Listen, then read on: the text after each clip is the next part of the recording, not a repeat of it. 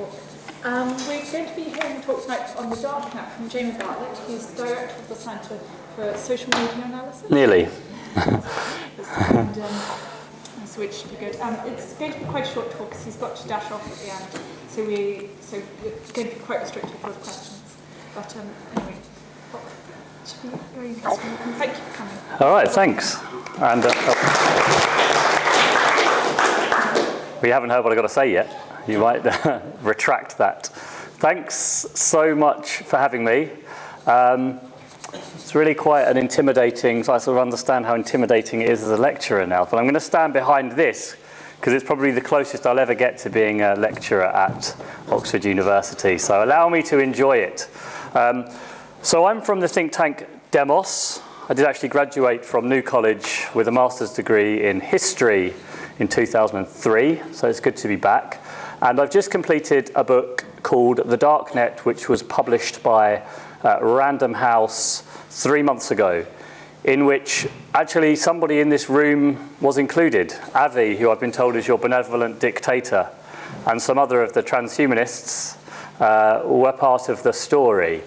So what I want to do today is give you something of an outline of what the book was about, why I wrote it, what it was about, and then give you 3 moral, probably political.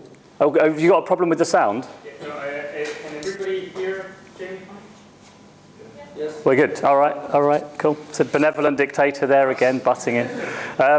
Give you 3, I suppose, less moral and more sort of policy questions that came to me while I was writing this book, and that I didn't expect, dilemmas that I faced after I'd completed the research for this book. No, I'm not a scientist. Well, I'm a social scientist, but that doesn't really count. So keep the sort of equations or mathematical questions to a minimum if possible. I'm more interested in the sociology and and I suppose the implications of this. So this is why I wrote the book. Over the last few years, you've probably all noticed there's always an occasional flash story in the media about something terrible happening on the internet. Perhaps it's drugs being bought. Perhaps it's child abuse images. Perhaps it's an internet troll story. And isn't it interesting how, as I read it anyway, every time there's a slow news day, one newspaper or another will write a story about an internet troll, just to fill some copy. Now, what I noticed about all of this was that what we were getting was something of a very superficial account of some of what I considered to be actually rather interesting and complicated online subcultures. And I wanted to understand them in far more detail, and crucially, and this is the bit we never see or hear, I wanted to meet the people who were part of these subcultures. I wanted to meet the internet trolls. I wanted to meet the neo-Nazis. Yes, I wanted to meet the convicted child sex offender, to understand why and how and what these online communities and cultures really meant to them. And obviously, by consequence, what it might mean for us. This isn't going to be the easiest talk to hear. Some of this is actually rather distressing. And indeed, the book itself, I'm not selling it very well. It can actually be rather difficult to read as well. But I hope it's interesting and thought-provoking. So what I did over the course of 1 year was to immerse myself as much as I could in a series of hidden, dark internet subcultures. Internet trolls, neo-Nazis, child sex abuse, drugs websites online, homemade sex shows, pro-anorexia and pro-suicide forums. And this is pretty distressing stuff. This is why I look so exhausted. It's not just because I was on a late train here.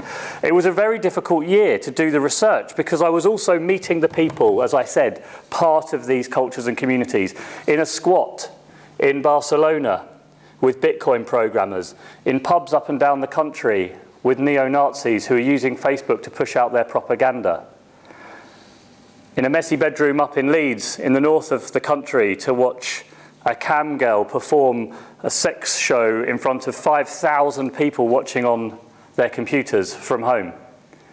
That bit was actually rather easy compared to the other stuff, but that's another story. Now, What I'm going to do then is just give you 3 of the interesting stories that I saw in writing this book, and the challenges that I think that it threw up. And I won't be too long on each of them, not because I'm in such a rush, but because I want to give a bit of time for questions, because there's a lot of interesting stuff in there. Number 1, and this is moral question number 1, the Darknet markets. How many of you have ever been on or used the Silk Road drugs website? No one ever puts their hand up for that. No one ever. Oh, we have a yeah, loads, me, yeah. Okay. So the Silk Road was and still is a Tor hidden service. It's a website that uses the encryption system, which is known as Tor, which is a sort of, to explain it simply, is a sort of an encrypted part of the internet that uses non-standard protocols, which allows you to mask the server where websites are hosted. And to access those websites, you use a browser that uses the same protocol, which is known as a Tor browser, which means that when you're browsing the net, and indeed these websites in particular, or these sites in particular, your location cannot easily be ascertained. That's the short story, and that's probably what you've heard of as meaning the Darknet, this encrypted bit of the net.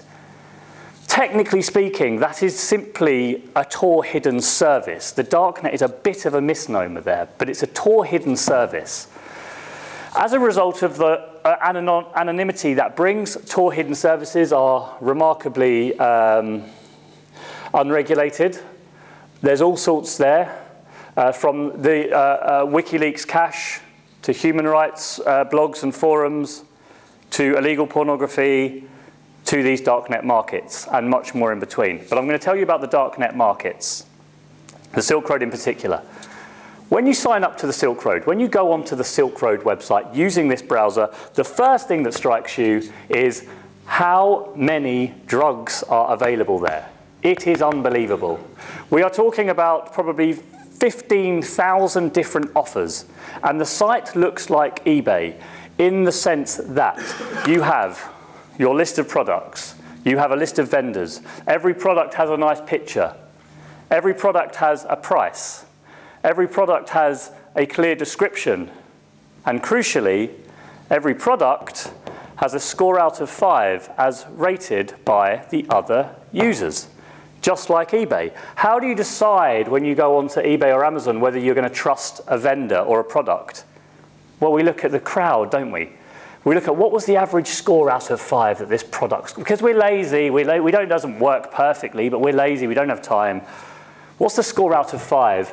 And let me review a few other of the users' review scores to see whether I think this is a decent product. It's a pretty good proxy. Silk Road works exactly the same. And it's those user reviews which are absolutely fundamental to the functioning of this site. Now, to go on there, you're encrypted. You use this Tor browser. To communicate, you use pretty good privacy encryption, so your communication is reasonably well protected. To pay for the products, you use the cryptocurrency Bitcoin, which makes it rather difficult to link a transaction back to you. And as a result, yeah, it's pretty secure. But that isn't the real secret of the Silk Road. The real secret of the Silk Road is the unbelievable level of customer service you get as a buyer of drugs. And you can probably you're scientists, you can probably work out why. Because there's competition and choice. Because when you go onto the Silk Road, you have 13,000 products to choose from 900 different vendors operating all over the world, but principally the US, the UK, and Australia, and a little bit in Northern Europe. And you have a way of giving your feedback to those vendors if you're not content with your product. And as a result, the vendors are desperate for your score to be 5 out of 5 and for you to give a positive review. Because it's the introduction of competition and choice in a market which has been traditionally characterized, of course, by cartels and monopolies. And as a result,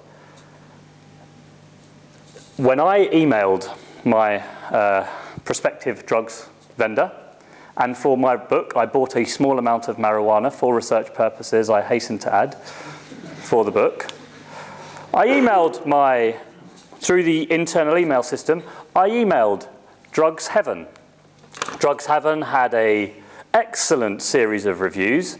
Drugs Heaven offered free package and delivery for first-time buyers. Drugs Heaven offered your money back if you weren't happy with what product you got. So I emailed Drugs Heaven. Dear Drugs Heaven, I am new to this site. Would you mind if I just purchased a very small amount of marijuana, and could you advise me?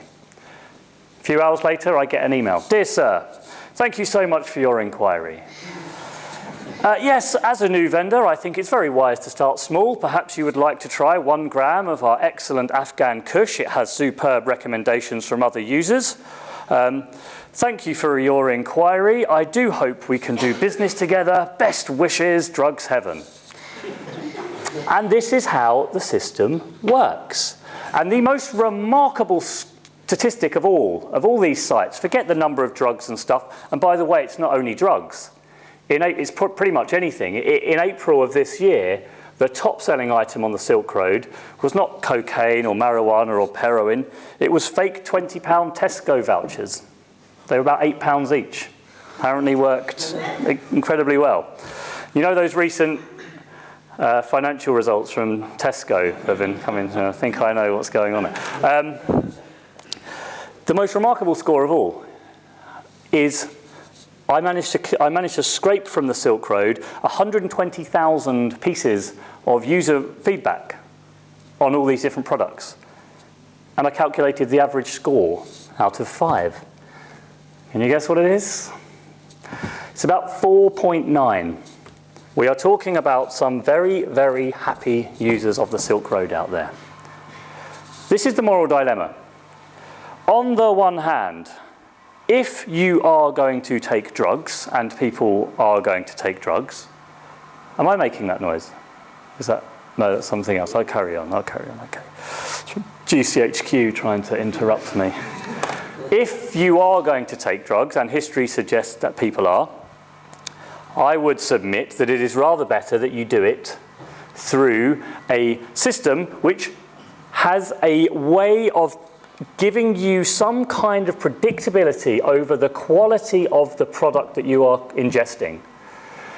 Because when you are taking particularly Class A drugs, and I don't take drugs at all, and I'm not just saying that, I genuinely don't, but I know from the research, if you are taking Class A drugs, you need to know what the purity is of that drug. You need to know whether it's been cut with other substances. Because if you don't, that's when people overdose. And too many people overdose unnecessarily because they do not know what they're actually taking. The Silk Road provides a better way of managing that. Equally, so much street crime in the UK is related to gangs fighting over turf to control street corners, which is, of course, the supply of drugs into the retail market. This, much in the same way that Amazon destroys the local booksellers, this takes out the street dealers.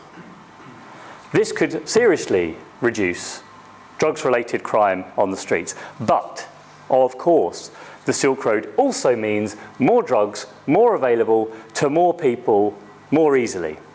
That's not a good thing. You can be quite sure that that's going to increase overall consumption levels of these drugs. And so I ask you, as a policymaker, is the Silk Road a good thing for society? Think about it. You don't need to answer yet. Problem number 2. This was the hardest chapter for me to write. It was about pro-anorexia or pro-ana forums and sites. Are you familiar with pro-anorexia? It's a sort of a very large family of sites which are dedicated to encouraging particularly young women, really young teenage girls, to lose an incredible amount of weight very, very quickly. It's it takes the serious mental and physical illness of anorexia and turns it into something of a culture, of a lifestyle choice, of something to be embraced as part of one's identity. Now, when I first started researching these sites, I thought, these communities, these websites, which tend to be run by sufferers themselves, is going to be populated by angry, malicious, vindictive people who are pushing vulnerable young girls into drastic calorie reduction, which is extremely serious and extremely dangerous to their health. That's almost the opposite of what I found.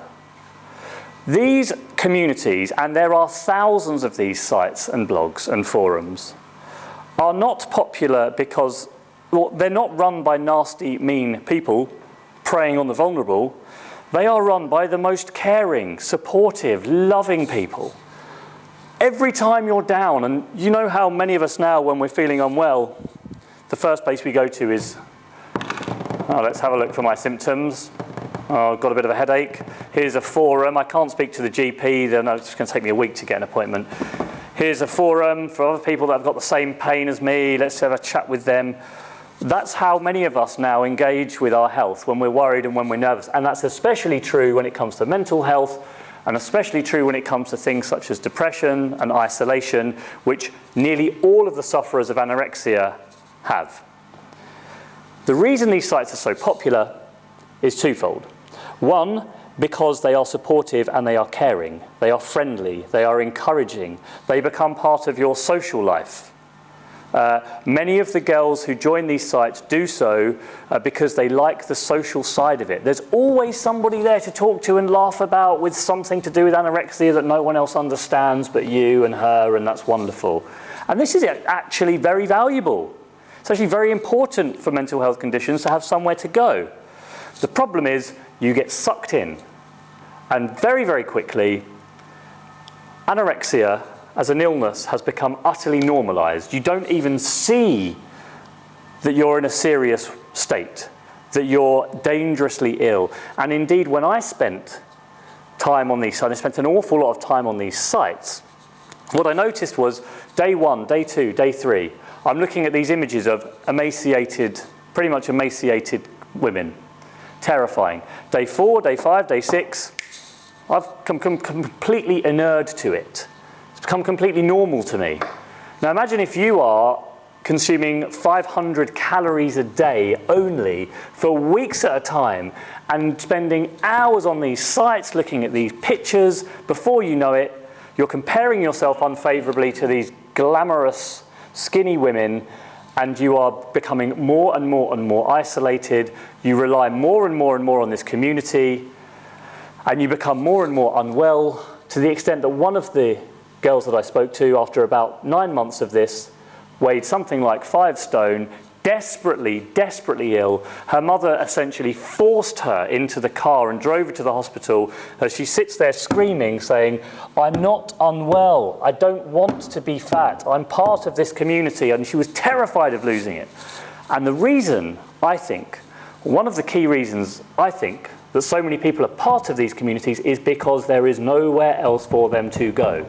The NHS won't provide anything.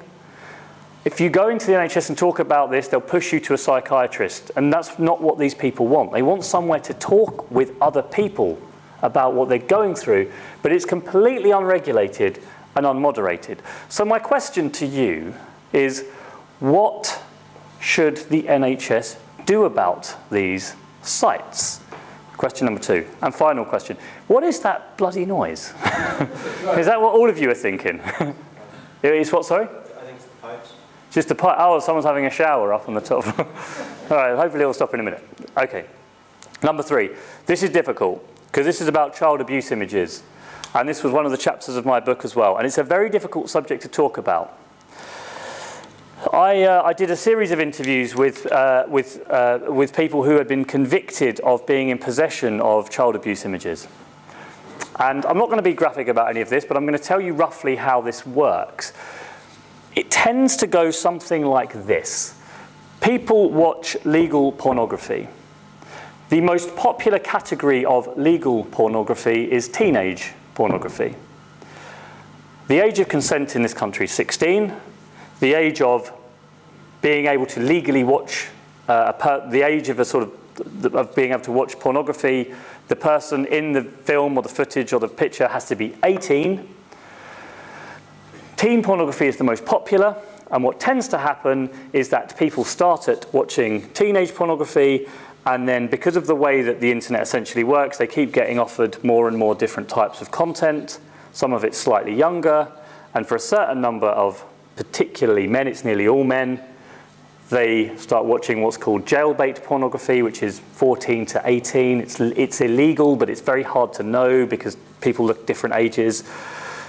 And then they watch that for a while, and then they go down an age category to maybe 13, 12, and then they go down, and they go down, and it's a gradual process. That's how it usually works. Now, the problem is the transformed way in which there is the volume of the available material that is now online for people to access and find. And I met people, and this is true of many people who are convicted of this crime, who, had it not been so easy for them to find it, I don't think they would have looked for it. It came to them, and they got sucked into it. And this is the problem. In 1990, the NSPCC estimated there were approximately 7,000 images of indecent images of children in circulation. We're talking about magazines around the country. In 2013, the National Crime Agency found 2 million images on one person's computer alone. The problem here is that Tor hidden services, which I spoke to you about earlier on the Darknet market sites, has meant that because they're very difficult to find and remove, they serve as something as a recycling system for this. So people go onto these sites, and it's unbelievably and terrifyingly easy. When I first started doing my research, I'm looking for the Silk Road website. And you end up on what looks like Wikipedia, almost identical. And you have all these categories of different things: commercial stuff, political stuff, and then there's a list of links which just says hard candy. It's just child pornography. Link, link, link, link, link, link, link. And when I first got there, I was like, what? You can't be that easy to, you just links with loads of child pornography. But that is how it is. And these sites operate because every time they are knocked offline, other people who have already been there and downloaded the entire collection and encrypted them on their own hard drives, re-upload them again to new links and repost them for other people to find. So it is incredibly difficult because the possession of this stuff is so distributed, it is incredibly difficult to remove it entirely from the internet. And that causes a problem, because the easier it is to find, the more people are going to find it, and the more people are going to be caught in possession of it, and the more people might graduate from possession of it to physical harm of children as a result. And this is the great dilemma for the police. Limited resources, almost impossible to remove it entirely. An increasing proportion of the material is actually produced by children themselves with their smartphones, who take pictures. About a third of referrals to the Internet Watch Foundation last year was of images that children had taken themselves, uploaded to the internet, which people then go and find and then capture and then upload onto a Tor hidden service, and it becomes part of the collection that everyone else can share. So what's the police to do? And this is the dilemma. Should they focus on the most serious offenders? Should they focus their resources only on those who are producing and creating and sharing this stuff? Or should they try to rid the internet of it altogether, even though that is actually, I'm afraid to say, pretty much impossible? And this is the dilemma that I put to you, and it's a dilemma that has been in the news recently, because the National Crime Agency last week said, we can no longer arrest everybody who is caught in possession of this material. There are too many people. We can't stop it. Instead, we're going to go and try to capture just the most serious offenders. It's like an impossible dilemma. There's no good answer to come from this. So I ask you, what should the National Crime Agency do? Concentrate on the worst offenders, or continue to try and remove all of it? So they're the three questions that I hadn't actually anticipated having to think about when I started doing this work at all. I imagined this was all going to be clear, black and white problems, very obvious, this is good, this is bad. But I didn't come to that conclusion, and all the chapters are the same. It wasn't quite obvious to me where I even stood morally on some of these questions, and certainly not in terms of policy. Now, I haven't said anything about all the good stuff that anonymity online can be used for. That's not what the book's about. That's another book for someone else to write. Because this isn't a book about Tor hidden services or anonymity. It's about trying to explore and understand these bits of the internet that get us hot under the collar, but that we've never really taken the time to understand properly. And those dilemmas I've put to you, you'd all be thinking, I imagine, as I did, wow, that's really hard. And then after about 30 seconds, you think, wait a minute, that's similar to other problems that we face in society. And yes, it is.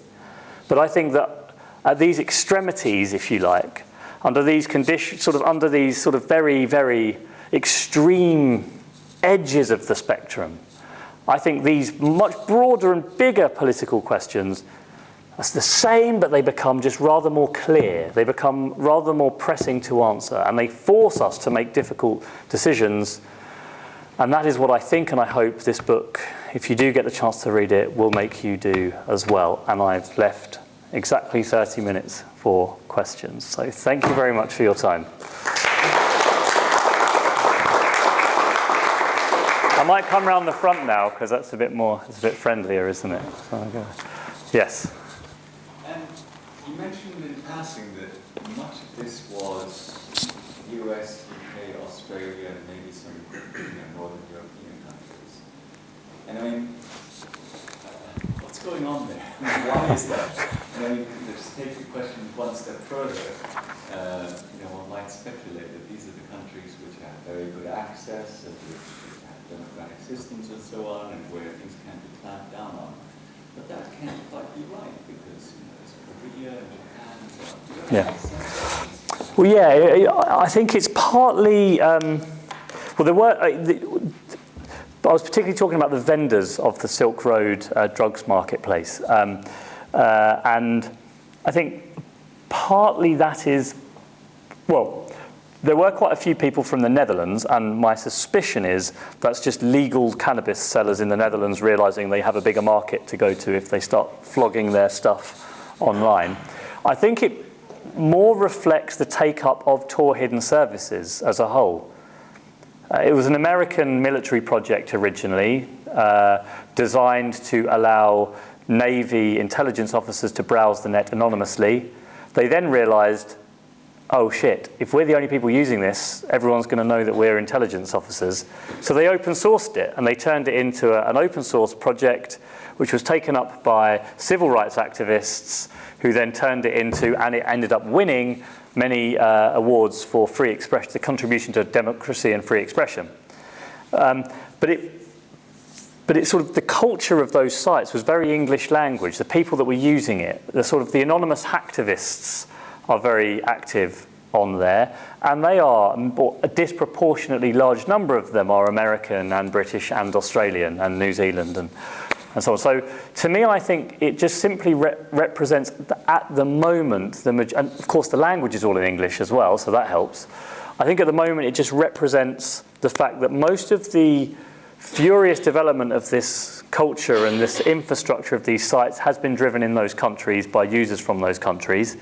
But I have seen some clues that there are equivalent Darknet networks popping up in French, in Russian, in Italian, in German. And I don't speak those languages well enough to have gone in there and looked at theirs. So maybe they have a pretty decent marketplace burgeoning too. And I sort of wonder whether in 5 years' time that you're going to see a shift away from the English language sites, as we are seeing with the internet more generally as well. So I suppose I wouldn't read too much into it, rather than the natural evolution of where these sites have come from. Yeah. Avi at the back. Oh, so yes, go ahead. So Ross Ulbricht, obviously, who may or may not be Greg Pirate Roberts, who's responsible for the Silk Road, for this question, let's assume that he is, was a big player in the kind of Silk Road ecosystem. to what extent do you feel that his actions and the way that he ran the Silk Road actually affected the way it grew? Do you think that it was a big part of it, or whether it was more kind of the users that took it to where it ended, as it were? Yeah, that's a good detailed question there. So the original Silk Road ran from about 2011 until October last year. Processed over $1 billion worth of sales. I'm telling for the benefit of everyone, you probably know this already, and then was shut down by the FBI. And it is alleged that Ross Albright was the Dread Pirate Roberts who was the main site administrator of that site. Now, he was something of a sort of Austrian school of economics libertarian who believed, and many of the people that are involved in the development, the technological development of these sites, consider that the existence of an anonymous marketplace that cannot be traced, monitored, or censored is a sort of digital front in a war over liberty. And Ross Albright, or the Dread Pirate Roberts, let's say, would frequently post content to that effect. This is not just about a website. This is not just about drugs. It's not even just about a marketplace. This is about a battle for freedom. And that sort of infused the whole of the original Silk Road, and it became a very sort of tight-knit community of people. There were people that would go on there, some of the administrators of the sites, they weren't even drugs users. They just loved being part of this community that seemed to be about some kind of individual freedom and liberty, and using technology to achieve that. So the sort of the libertarian overtones of this site, I think, were hugely important to Silk Road 1. What I was talking to was actually Silk Road 2, or 2.0, which was set up a month after the original went down. And I think, actually, the biggest impact he has had is in the way he was taken out. So the fact is, the site went down because he'd made a number of silly mistakes over his security. At the very beginning, he'd been using his real Gmail account with his full name on it. I don't think he realized it would ever become as big as it did. This is all alleged, whoever's recording it. This is all alleged. It's all alleged. Now, as a result, people were thinking, goodness me, the site goes down and I've lost all my money. I mean, I've got loads of money still floating around in the system. This isn't secure. How do we make the sites really secure? Because at any point, the FBI could come and knock the site offline, and I might be mid-transaction. I've got loads of Bitcoins in my wallet that's stored on the Silk Road, and they're all gone. We've lost trust in the system here. So after the Silk Road 1 went down, there was an incredible amount of evolution of the security of these services. So a lot of the sites, not the Silk Road 2.0, but it's working on it, had developed a new, what was called a multi-escrow payment system, which was essentially, the problem was people were sending in their Bitcoin. It was, firstly, they would send their Bitcoin to the drug dealers, and then the drug dealers just wouldn't send them anything back. I was like, all right, you're stupid to just send your Bitcoin to a drug dealer. So then it would go in a central wallet. I'm going to send my Bitcoin to the site administrator, and then when I receive the drugs, my Bitcoin will go to the seller. Oh, that's better. What happens when people set up fake accounts or fake sites and then just run off with everybody's Bitcoin, as happened during this process where the sites were reconfiguring? There were a load of phony sites set up that ran off with everybody's Bitcoin, or the FBI would come along, shut the site down, and your Bitcoin's gone as well. And so they developed the multi-escrow payment system, which was a way in which you could, all three parties part of a transaction, so the site admin, the buyer, and the seller, all had to sign off with their digital key before the money would be released to the seller. And if not, it would be returned to the buyer. Far more secure, very simple, and very safe. And they've made a number of sort of evolutionary steps. There's this quite remarkably sophisticated sort of micro-laundering system that they've developed as well. When you buy a Bitcoin, you basically still have to go into most people make a bank transfer from their banks to buy Bitcoin and send it to their own wallets on their computers. Now, this means that actually Bitcoin isn't really that anonymous, because you can trace a transaction and then you can trace it back to the bank, the original bank account that bought the Bitcoin, and then that leads back to you. So a number of people invented decentralized ways of laundering Bitcoin, where everyone sends their Bitcoin to a central place, a central sort of wallet, mixes up all the Bitcoins and then sends them on to where they're meant to go. And it means that it decouples the originator of the Bitcoin from the recipient. And there's been a number of steps that have just essentially tried to make these sites user-friendly and incredibly decentralized and secure. And so, if anything, it's the way the Silk Road originally went down that has had more impact, because it's created 30 sites there are now operating on this darknet. Before there were 3 or 4. And they're all more secure than the originals, they're smarter, and they're selling more products. So, Dread Pirate Roberts, perhaps his biggest legacy is in his failure and the way that the sites have evolved in response. Yeah. Abby, did you have a question? Well, I'll let others go acting on this stuff because there's more questions so far. Oh, yeah, sorry. So to reply to your first question, I think the Silk Road is quite a good thing for society, basically for the reason you said. I mean, when you purchase drugs, very dangerous drugs, it's good to have reviews of that. And considering that people probably will continue to do drugs, I think it's a good thing. But the point is that after Silk Road, the first Silk Road shut down, there were a lot of clones going on, and some of them started to sell weapons, for example. So this becomes really, really extreme. And everybody can say that this is not good. I mean, this is going to be extremely bad. So it's difficult to understand what is good or what is bad for society in such a libertarian marketplace. So it's not really a question, but it's just to... That's exactly right. And what would have been one of my responses if you'd have just said, yes, it's a good thing, I'd have said, haha. But in an anonymous marketplace, it's not only drugs. It's fake identity. So the Silk Road 2.0 and the original Silk Road does not allow weapons and ammunition, fake identification, or child pornography. They're like 3 exceptions to things that it will not sell. But other sites on the same model do sell that stuff as well. And if you create an anonymous marketplace, you create an anonymous marketplace.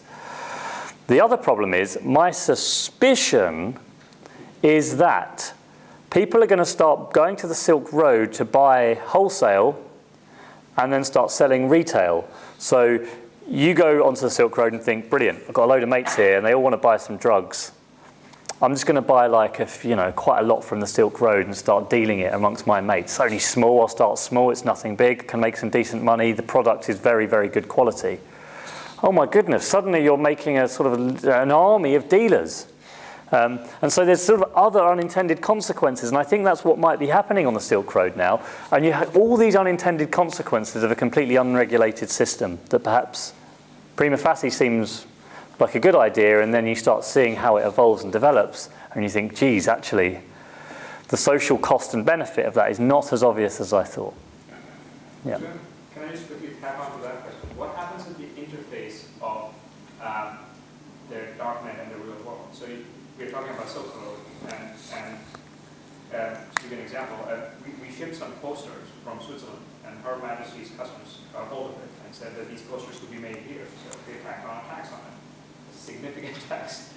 But so what is Her Majesty's Customs doing where, you got to get these physical products. The single, yes, absolutely right, yeah. And the single most terrifying thing about the Silk Road is when it asks you to put your mailing address in there.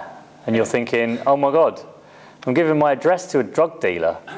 And the problem is, and I've heard this happen, that some people have done that and then received, extortion letters saying, right, we know what your address is, we're going to come around and get you unless you start giving us your Bitcoin.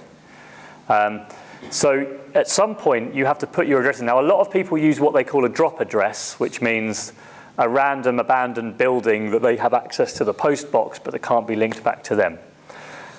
So the drugs are still posted. They still have to be posted to an address where you get it. And the problem is, for the twofold for the Royal Mail or Customs, is the volume of mail is unbelievably high. It's something like 1 billion pieces of mail a year go through the Royal Mail. A tiny proportion of them are going to contain illicit material. And the second is how well stealth, they call it stealth, how well hidden the products are. So when you receive your product, it usually looks like a piece of junk mail. It's like really identical to junk mail and vacuum packed on the inside. So you'd have to be really unlucky for it to be randomly stopped and for you to be caught. And a lot of people, if that does happen, just deny that they ever ordered it. They say, oh, I didn't order this. God knows, someone just ordered it to my house. So actually and they need proof that you ordered it. And if you've used all your encryption stuff, it's actually quite difficult. Now the problem, of course, is if the police ask you to give the keys to your encryption and you refuse, you can end up in prison for 10 years, which is far more serious than having bought a tiny amount of drugs on a market. So most people would obviously give it up. But it's incredibly difficult for the authorities to stop as a result. So again, I'm not quite sure what the answer is on that. The last thing that you said is it's only in the UK, the giving up the keys. Well, under current legislation, RIPA legislation, we actually have quite tough laws on whether you should or shouldn't give up your encryption codes or your passwords. Stricter than most other countries. The US, I think, has pretty strict laws on it too, but for other countries, it's far less strict. My hunch, actually, given that encryption is becoming increasingly difficult to crack and more people use it, they might even make that tougher because they might determine that actually trying to decrypt people's stuff and trying to do traffic analysis of like network analysis is just becoming too difficult. Let's just make it a very serious crime if you don't give up your encryption keys.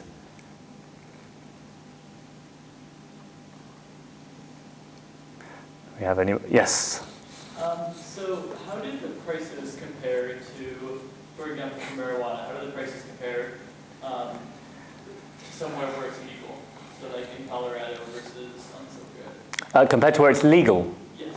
I don't know how it compares to where it's legal. I do know the price comparisons to the average street price in the UK. And different products fare slightly differently, actually. But overall, the value for money, that is the sort of the quality of the product that you're paying for, rather than just the pure weight, is much better on the Silk Road. Cocaine is cheaper, considerably cheaper. Heroin is more expensive, but far, far better. And marijuana is about the same, but far better.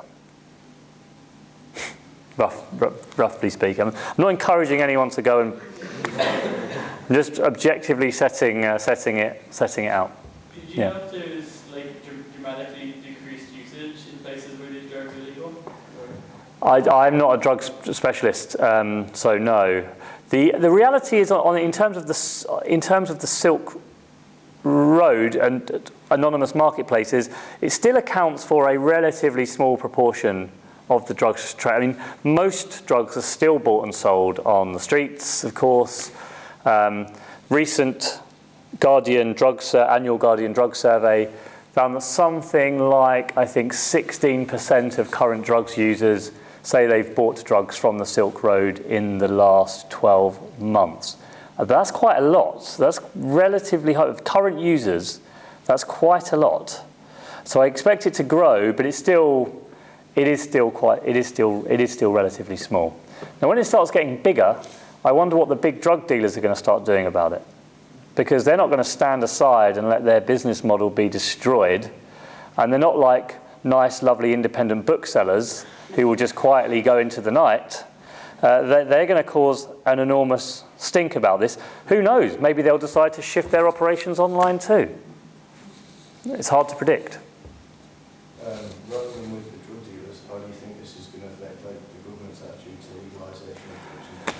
Yeah, well, this is the thing. I think that a lot of people who are critical of the government cracking down on this kind of thing and going after drug dealers on the Silk Road and say, oh, you don't care about digital liberties and your surveillance state. What they forget is that, the police has a legal obligation to try and stop this. It cannot just stand aside and let this happen, and nor should it. Not while it's illegal.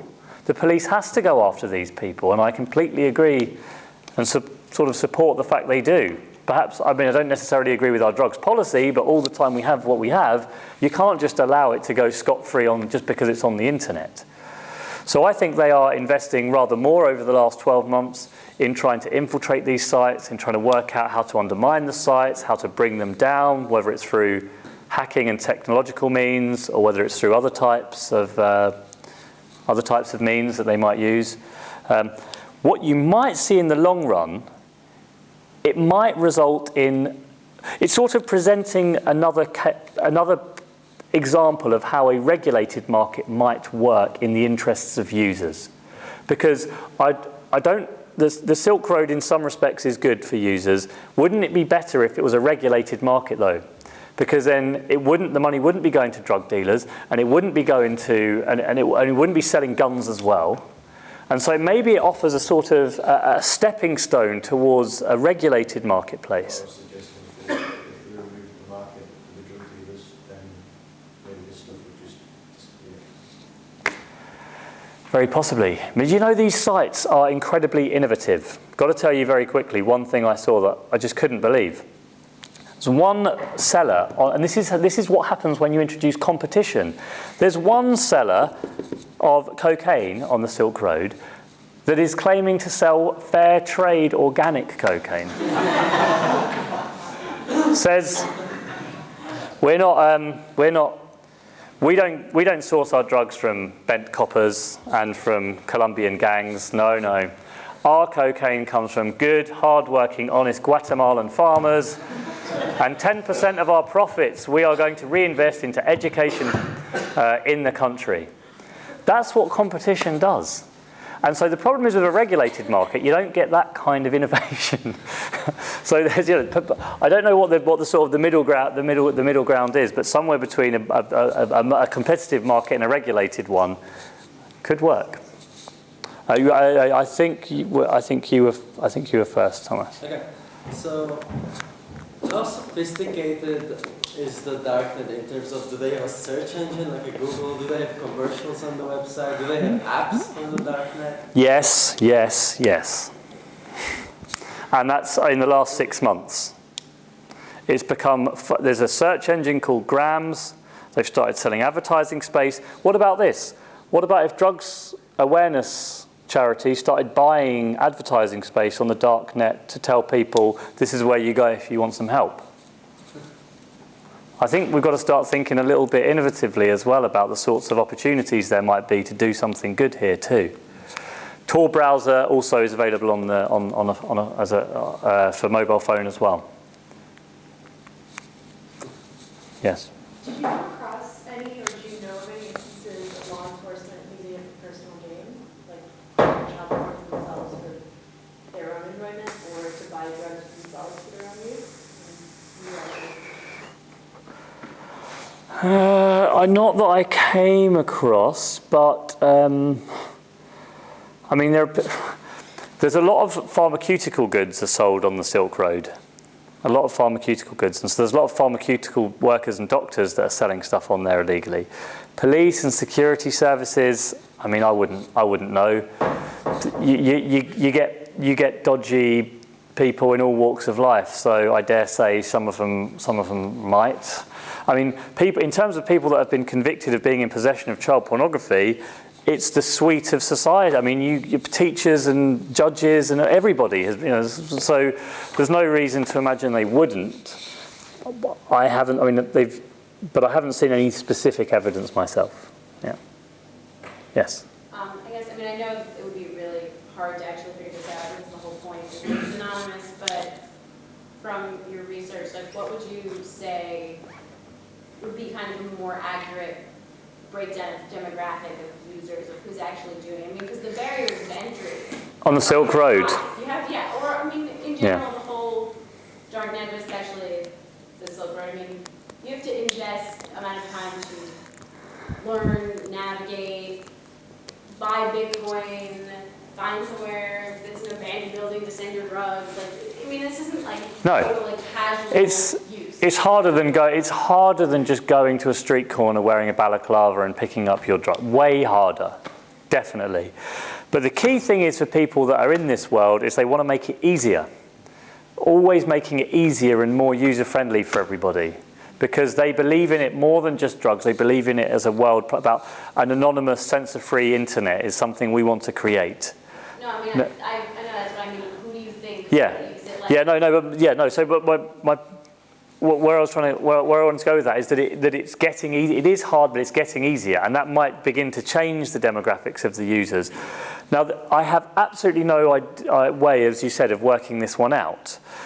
The way you'd want to do it is perhaps use natural language processing, machine learning algorithms to look at language use, trained against known language use of certain demographics of society, and then run that against all the Silk Road users, and you'd probably get a good idea who these people are, which is probably going to be men aged between 20 and 40. I mean, what we know of the people that have been arrested for using these sites, either as site administrators, site moderators, users, or vendors, is that they are nearly always men between 20 and 40. And it's fairly similar with a lot of internet hacktivism, and this whole hacker scene is often the same demographic. And my guess would be that is what it is, but I think it could change as things start getting easier to use. Yeah. Yes, we have one here and then one here. Do you think the anorexia forums you're talking about, do they start to use these sort of darknet techniques? No, they're not yet. Not yet, they don't. So the anorexia stuff is just clear web, it's just normal internet stuff. Sometimes very open forums, sometimes quite closed, password protected forums. Haven't seen much evidence of that, but I have seen some of them using Whisper, you know, or Snapchat, and just stuff that doesn't keep a memory of the data that they're sharing. And again, that sort of makes some sense. And so there's definitely been, over the last year or so, a pretty big increase in the variety and use of services which some way or another has data privacy or data security as a central part of its modus operandi. And I've seen that increasing. And for those people who are worried about those things or worried about what they're sharing, and indeed many of us who just think that internet privacy is an important thing, more and more people are starting to use it.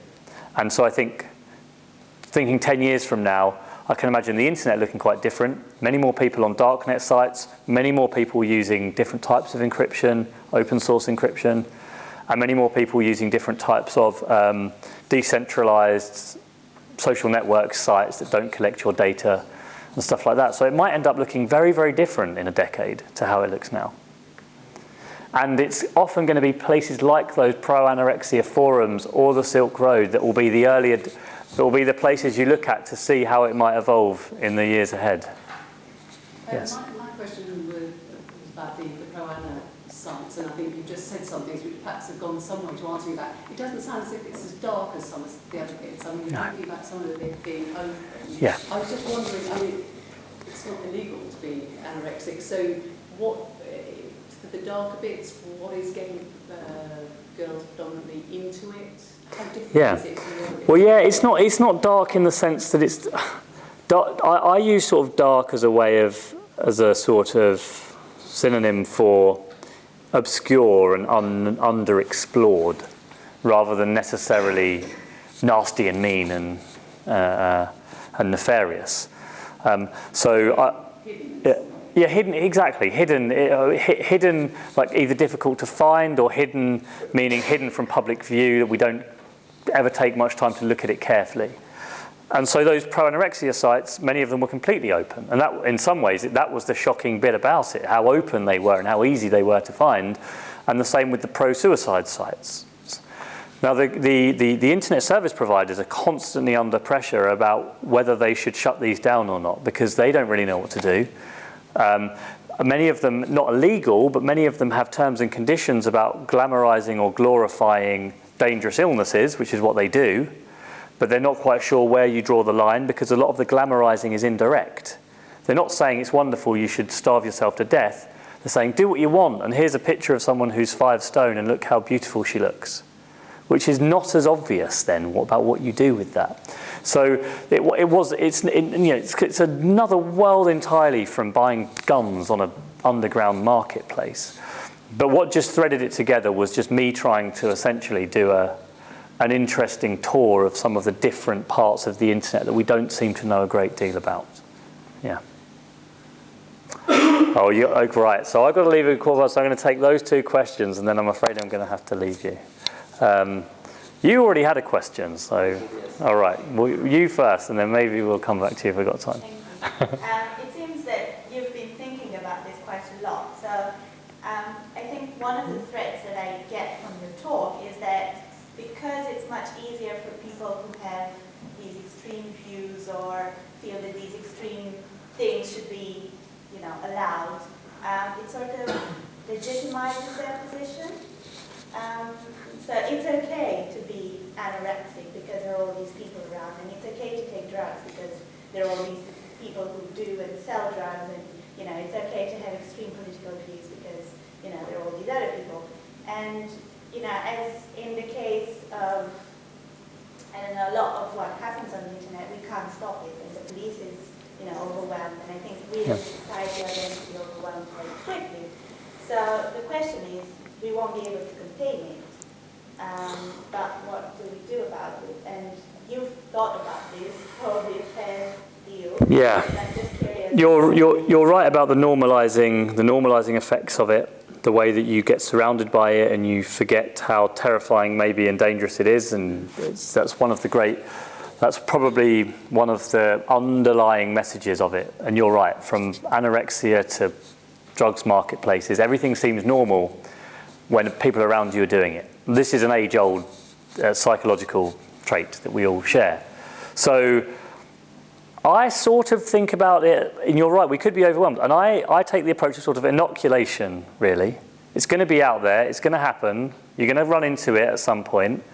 A very large number of young people have seen these, have gone to anorexia sites, often by mistake. Now, if that's the case, and it's very hard to stop, I prefer the idea of inoculating, getting people to understand what the real dangers are, getting people to actually go to these sites and seeing them, and looking at them, understanding them, talking about them at school, realizing what the dangers are behind them. And in a way, that was what I was trying to do with my book, which was like, look, I'm not to encourage anyone to use this stuff, but to be aware of the risks and the dangers of them, and not to pretend they're not there and push them under the carpet, but to accept they are there, but we need to realize and understand what's happening and the risks to the people that are part of it. Other people might have a different response, and the book is not a polemic, and in no way did I suggest what any of the answers should be to these questions. I just tried to lay them out for people to think about. I think I'm gonna have to go, because my train is leaving in like 17 minutes. So yeah, sorry. Thank you so much for having me. Sorry, Thomas, sorry. Yeah. Thank you all very much for having me. If you've got any questions, feel free to send me an email at the Demos website, and thanks for coming.